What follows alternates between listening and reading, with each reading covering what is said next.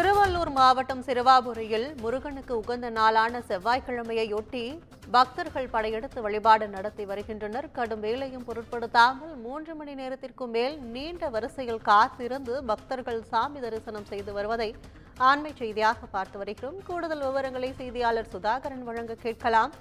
வணக்கம் சுதாகரன், இது தொடர்பான கூடுதல் விவரங்கள். வணக்கம் கற்பகம்.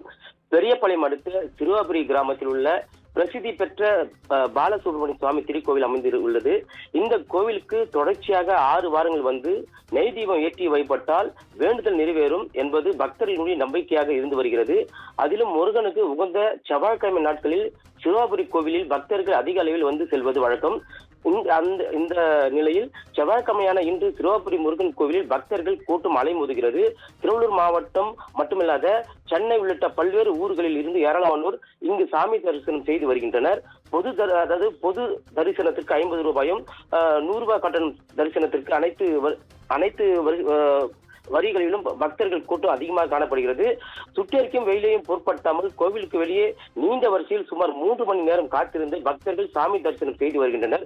புதிய வீடு கட்ட வேண்டும், திருமண தடை நீங்க வேண்டும், அரசியல், ரியல் எஸ்டேட் தொழில் என பல்வேறு வேண்டுதல் நிறைவேறுவதற்காக ஆலயத்தின் பின்புறம் உள்ள வேப்பமரம் அடியில் நெய் தீபம் ஏற்றி வழிபட்டு செல்கின்றனர். பக்தர்கள் நேர்த்தி கடன் செலுத்தி வருகிறார்கள். தற்போது உள்ளூர் பக்தர் மட்டும் இல்லாம வெளியே கிராமத்தில் வெளியே இருக்கக்கூடிய ஆட்களும் வந்து தற்போது தரிசித்து வருகிறார்கள். தற்போது சிறப்பு வழிபாட்டுக்கு செல்லக்கூடிய அந்த வழியில் தற்போது முந்தடி செல்வதால் அங்கு பரபரப்பான சூழ்நிலை ஏற்பட்டு வருகிறது. கற்பகம்.